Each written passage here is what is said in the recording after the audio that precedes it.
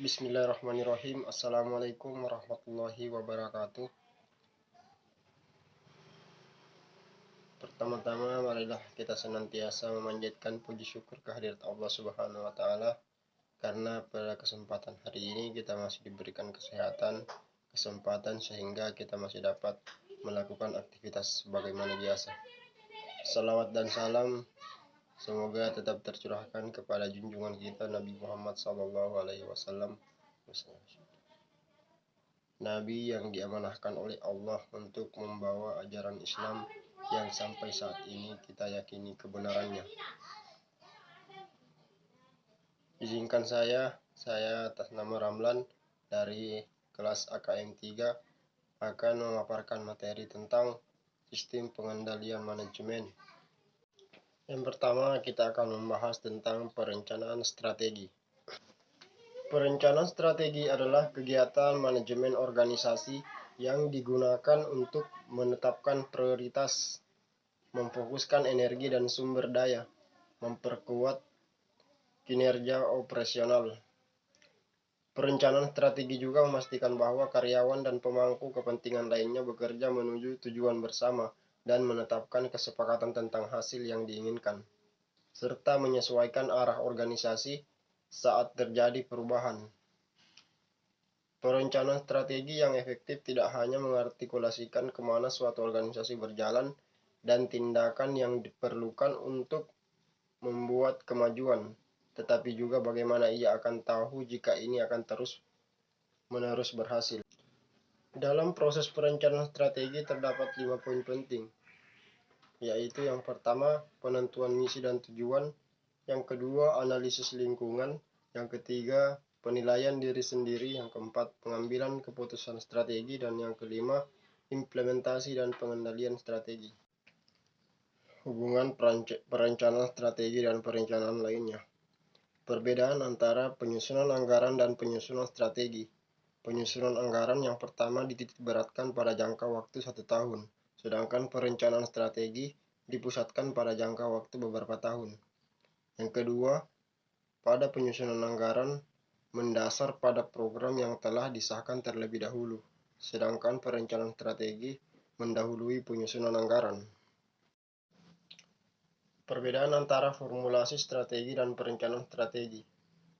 Formulasi strategi yang pertama proses memutuskan strategi baru, sedangkan perencanaan strategi proses untuk memutuskan penerapan strategi tersebut.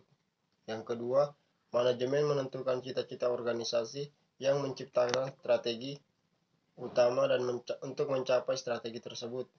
Sedangkan perencanaan strategi mengambil cita-cita dan strategi yang telah ditentukan dan mengembangkan program-program yang akan melaksanakan strategi dan mencapai cita-cita tersebut.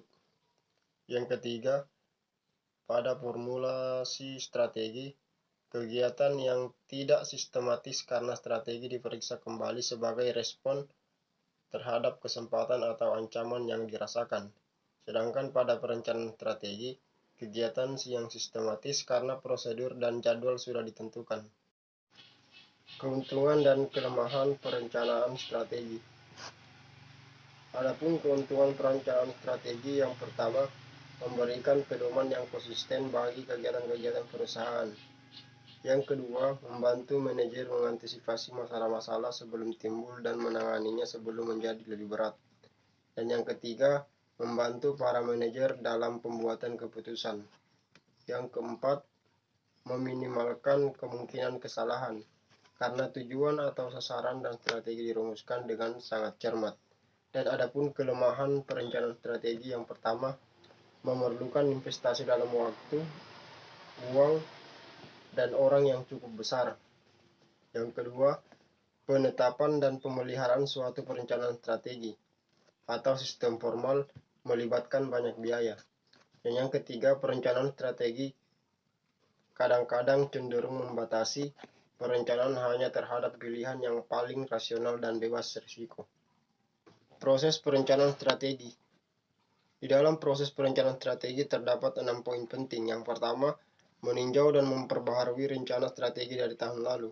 Yang kedua, memutuskan asumsi dan pedoman. Dan yang ketiga, literasi pertama dari rencana strategi baru. Yang keempat, analisis. Yang kelima, iterasi kedua dari rencana strategi baru. Dan yang terakhir, meninjau dan menyetujui. Oke, berikutnya kita akan membahas tentang penyusunan anggaran. Penyusunan anggaran adalah proses pengoperasionalan rencana dalam bentuk pengkuantifikasian, biasanya dalam unit moneter, untuk kurun waktu tertentu. Hasil dari penyusunan anggaran adalah anggaran. Anggaran merupakan rencana yang diungkapkan secara kuantitatif dalam unit moneter untuk periode 1 tahun. Proses penyusunan anggaran pada dasarnya merupakan suatu proses negosiasi antara manajer pusat, pertanggungjawaban, dan atasannya. Hasil akhir proses negosiasi adalah persetujuan tentang perkiraan biaya yang akan terjadi selama 1 tahun, atau untuk pusat biaya, atau anggaran laba atau ROI yang disyaratkan, atau untuk pusat laba atau pusat investasi. Perbedaan anggaran dengan forecasting.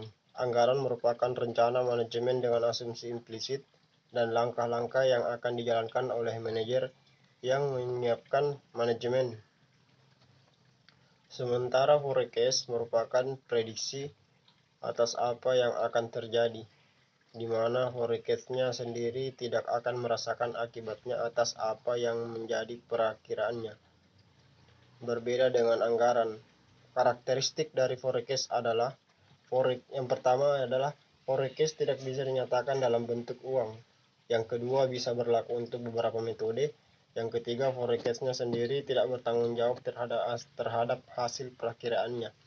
Yang keempat, perakiraan biasanya tidak perlu disetujui oleh atasan. Yang kelima, perakiraan akan selalu disesuaikan jika ada informasi baru yang mengubah kondisi.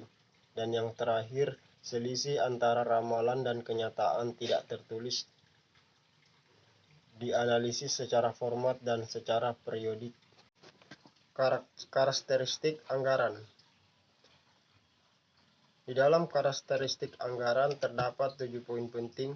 Yang pertama, anggaran mengestimasi tingkat laba potensial dari suatu unit usaha. Yang kedua, anggaran dinyatakan dalam setahun keuangan. Walaupun suatu keuangan tersebut dibantu dengan data non-keuangan atau misal jumlah unit yang dijual atau diproduksi. Yang ketiga, anggaran umumnya meliputi periode 1 tahun.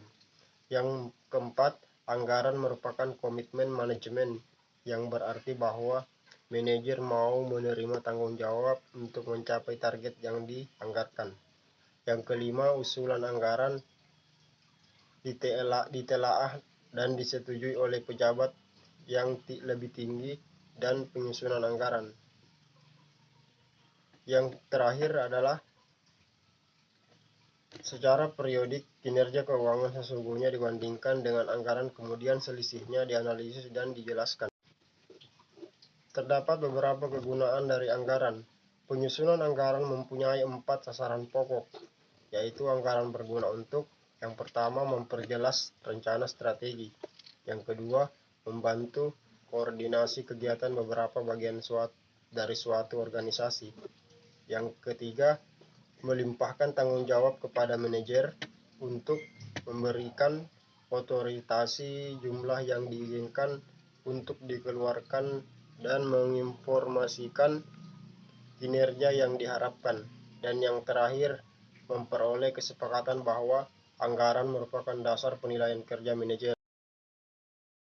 Proses penyusunan anggaran organisasi ataupun perusahaan melalui Departemen Anggaran, yaitu penerbitan pedoman, proposal anggaran, dan negosiasi. Sedangkan Komite Anggaran, review dan persetujuan, dan revisi anggaran.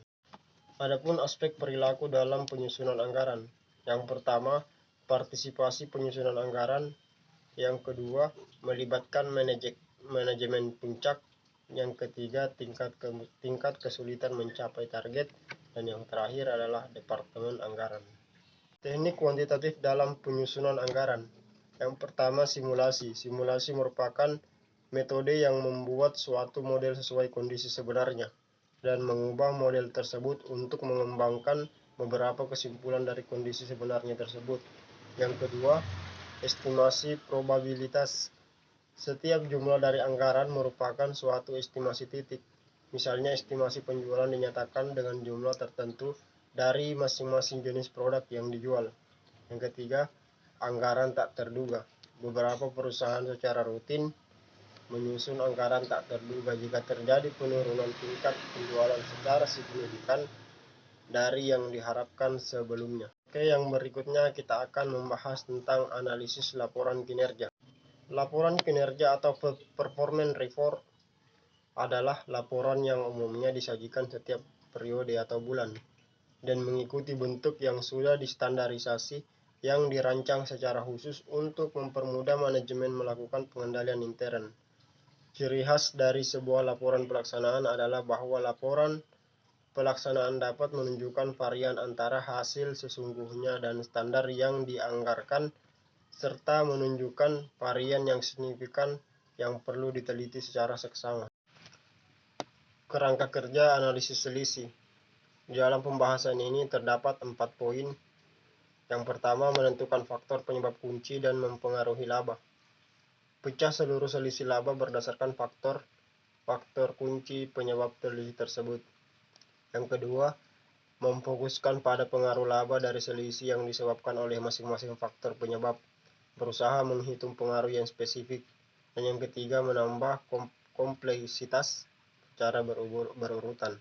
Yang terakhir, menghentikan proses apabila penambahan kompleksitas pada tingkatan tertentu tidak menambah kejelasan mengenai faktor-faktor yang mendasari selisih laba secara keseluruhan. Analisis selisih dalam praktek. Beberapa hal yang menyebabkan perbedaan dalam praktek mulai dari perbandingan periode waktu, fokus laba kotor, standar evaluasi, dan full cost system. Paradigma manajemen lama dan baru. Manajemen lama, paradigma dan teori manajemen lama dilandasi konsep kapitalisme yang materialistik dalam pencapaian kinerja yang paling optimal. Sedangkan pada manajemen baru, paradigma dan teori manajemen baru dilandasi konsep bahwa semangat dan perilaku dari anggotanya yang cerdas, memiliki jejaring kerjasama yang luas, serta bersikap dan berperilaku etik secara konsisten pada waktu menjalankan kegiatan kerja dan usaha untuk pencapaian kinerja yang optimal. Baiklah, demikian pemaparan materi pada kesempatan hari ini. Lebih dan kurangnya mohon dimaafkan.